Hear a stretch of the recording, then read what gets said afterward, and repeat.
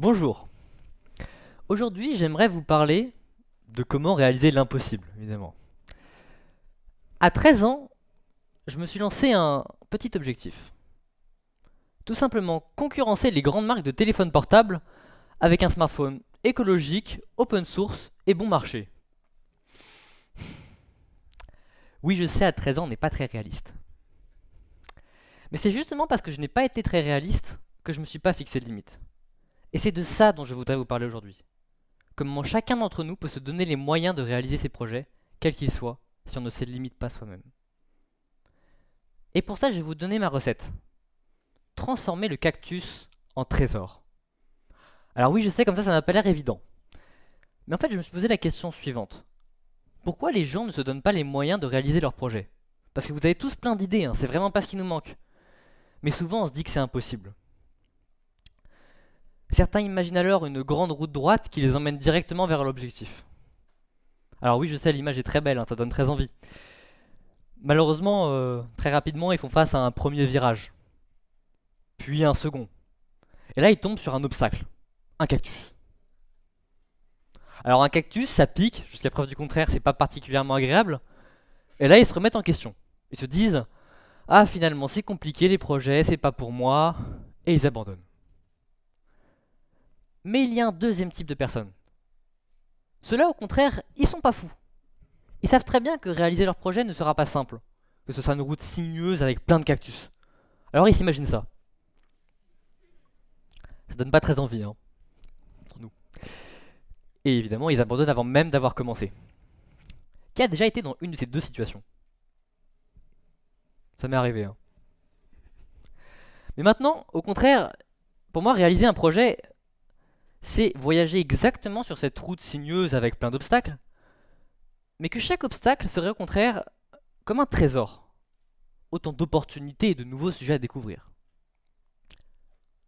Pourquoi un trésor?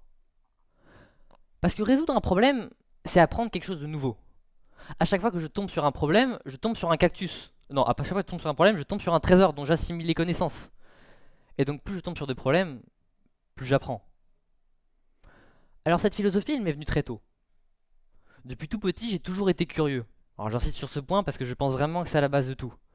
Je posais des questions à mes parents sur la vie, le fonctionnement des objets. Comme tout le monde en fait, mais bon.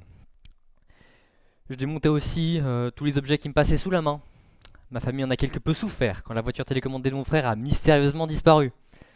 Mais bon, mon objectif ça a toujours été de me confronter à du nouveau, de nouvelles difficultés, pour apprendre. Si chaque difficulté était un trésor, alors le plus beau cadeau que je pourrais me faire est de me lancer dans un projet très compliqué. Un chemin infini, une route infinie pleine de trésors et de nouvelles connaissances à assimiler. Ça ressemble à ça. À vous de me dire qu'est-ce que vous préférez. Mais bon, a priori, le chemin simple paraît quand même moins enrichissant. Alors j'ai cherché. J'ai cherché ce projet à 13 ans. Et à 13 ans, on n'a pas des tonnes d'exemples. Mais il y en a un qui est là partout autour de nous. Et vous l'avez tous dans vos poches.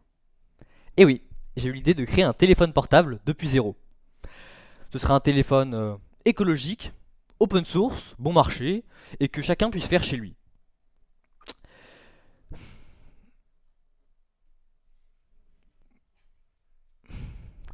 Je pouvais penser à des centaines de difficultés et d'inconnus. Tout était à apprendre. Il y avait deux domaines principaux de connaissances à connaître, qui étaient la programmation et l'électronique. Bonne nouvelle, je n'étais bon dans absolument aucun des deux. Mon entourage n'y croyait pas particulièrement. En fait, c'était parfait. Alors je m'y suis mis. À chaque fois que je transformais un cactus en trésor, je tombais sur deux autres problèmes. L'impression 3D, la soudure, le design de circuits imprimés, tout était à apprendre. Là, vous pouvez vous demander quels ont été mes cactus à moi. Bah par exemple, ça paraît anodin, mais pour moi, allumer l'écran a été un défi. Ça m'a pris 1 an sur les 3 années. Bon, et bah écoutez, au fur et à mesure que je travaillais, avec la persévérance, j'ai fini par y parvenir. Et quand l'écran s'est allumé, c'était satisfaisant. Sinon, un problème beaucoup plus sympa est la réception et l'envoi de messages. La première fois que j'y suis parvenu, la personne à qui j'ai envoyé un message m'a répondu par un emoji, qui a fait bien entendu planter le téléphone. Vous imaginez ma tête à ce moment-là, hein. Ou après, il y a des problèmes beaucoup plus compliqués, comme par exemple savoir bien répartir l'électricité sur les différents composants, pour que le téléphone ne plante pas, par exemple, quand on lance un appel, ce qui peut être parfois bon. Et un jour, une boîte à chaussures s'est mise à faire un appel téléphonique. Alors oui, je sais, comme ça donne pas particulièrement envie, mais techniquement, c'était transportable.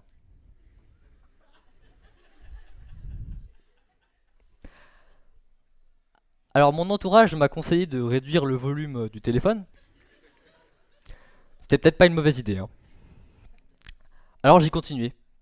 Je suis parvenu à avoir une boîte beaucoup plus petite, avec plein de fils et plein de faux contacts, même si ça faut pas trop en parler. Des applications qui ont fini par fonctionner, un système d'exploitation de plus en plus stable. J'en suis même venu à designer mon propre circuit imprimé pour avoir un téléphone beaucoup plus miniaturisé et professionnel. Et à 16 ans, j'avais un téléphone à 30 € que chacun pouvait faire chez lui en open source.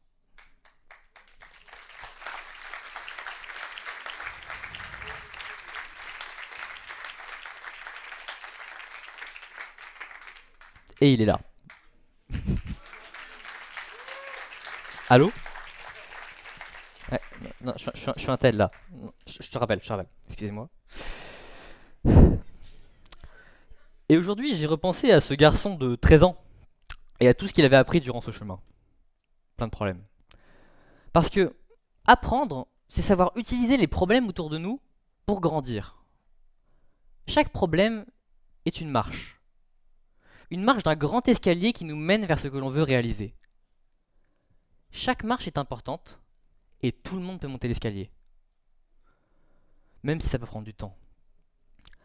Alors bien sûr, ce n'est pas aussi simple que ça, hein. Si c'était aussi simple, on vivrait tous au milieu de coffres trésors et notre vie ressemblerait à Pirates des Caraïbes. Car en réalité, il y a deux types de cactus. Ceux qui vous intéressent et les autres. Vous voyez ce que je veux dire? L'important, c'est de choisir une route qui vous passionne. Sans passion, un cactus restera toujours un cactus. Alors la question qui s'impose est la suivante. Si à 16 ans j'ai pu réaliser mon propre téléphone depuis zéro, sans connaissance particulière, qu'est-ce qui vous empêche de réaliser vos propres projets? Qu'est-ce qui vous empêche de réaliser votre rêve? On dit souvent que l'important c'est le chemin, et non la destination. Eh bien c'est bien ce chemin qui est riche en apprentissage, en nouvelles connaissances. Et c'est pourtant ce chemin qui nous fait parfois peur. Alors les deux choses que je vous demande de retenir aujourd'hui, c'est choisissez bien votre cactus, et donc choisissez une route qui vous passionne, et sachez transformer ce cactus en trésor. Et donc donnez-vous les moyens d'apprendre. Merci.